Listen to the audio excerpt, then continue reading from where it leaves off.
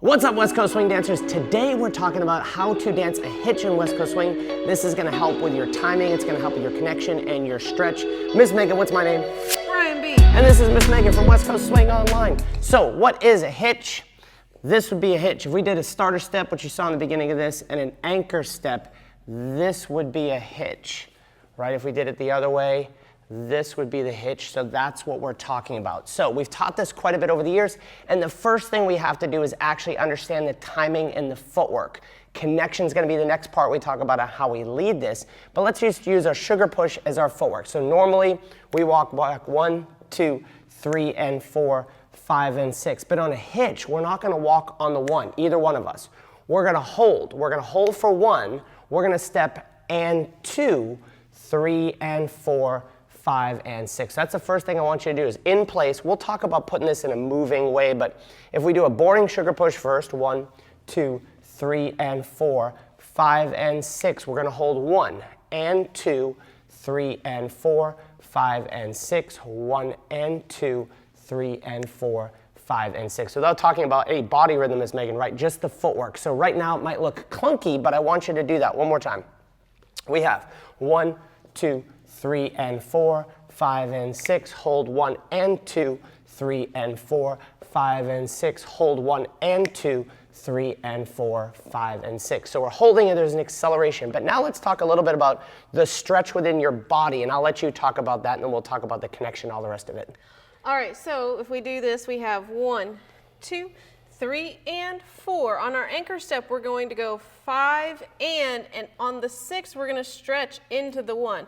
6, 1, and 2, 3, and 4, 5, and 6, 1, and 2, 3, and 4, 5, and 6, stretch, 1, and 2, 3, and 4, 5, and 6. So I think this is easier for the leaders, right? Provided you can step that 1 and 2 and do that to the music. Do not skip that step. Just do that to the music by yourself. But this is why it's easier for the leaders and harder for the followers, is if I do my boring sugar push let's just say push break first, right?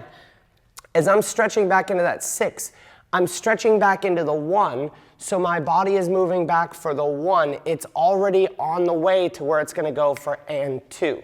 So you might have heard that the body moves before the foot. There's theories about that. It does, it has to, right? So the body is moving first and the foot is gonna catch up underneath it. That's the best way to think about it. And because I'm moving back as the leader, it's natural. However, you have to generate some stretch in your own body to be able to accelerate back out. Which I think apparently is easy, I don't know.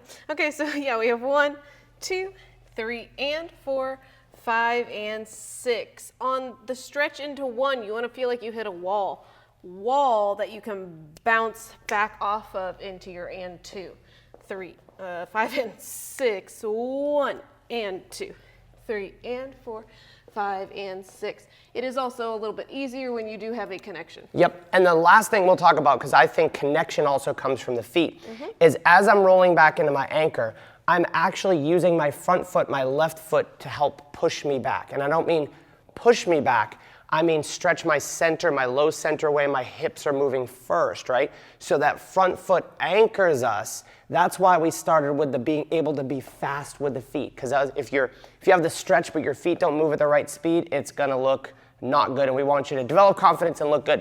So let's do it this way so you can see a little bit. So now we're gonna talk about connection. Here's what we need to talk about first. The step before the anchor. So that's gonna be count 4 on a 6 count pattern. I wanna start to think about my connection. If I use a right side pass, 1, 2, 3, and 4. I'm already thinking about that. So if Megan and I, our full connection is, let's say, a 10, we want to think about this as about a 5, about half of a normal amount of connection. Then as we stretch into our anchor, we're going to go 5, 6, 7, 8, 9, 10 to our maximum connection. Now, depending upon your partnership, your connection might feel heavier or lighter than ours. So a 10 for you, not necessarily a 10 for us, right? So for us, it tends to be a little bit heavy. That's the 10. Boom. Right? Now, if I were to walk a basic from here, I walk on the 1, she walks on the 1. But instead, I'm going to leave this here, and I'm going to work my body away during the 1. 5 and 6, 1, right? Now we have to use our feet to catch up, and 2, 3 and 4, 5, and 6. Hold 1. I just want to practice that. 1. 1. Now when I release, and 2, 3, and 4, 5, and 6. Megan will respond. So I have to do it within my body first. And I think the easiest way is to find the step before the anchor where you start to think about that connection.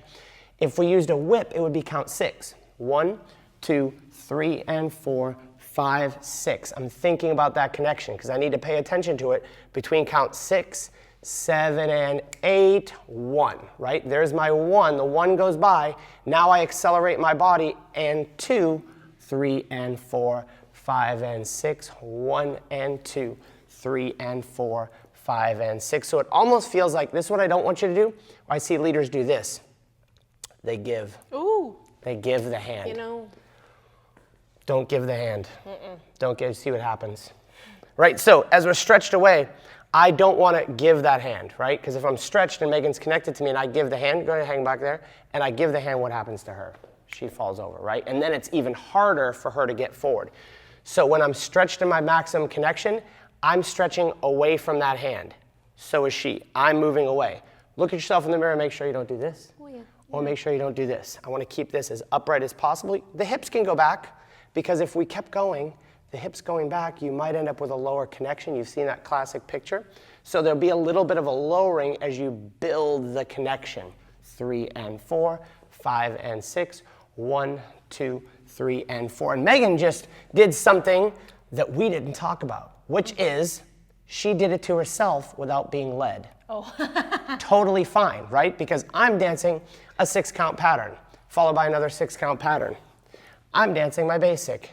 She stretches herself. It might lead to me feeling that I want to do it too. So that's why we started with, you have to develop the skill within your own body, right?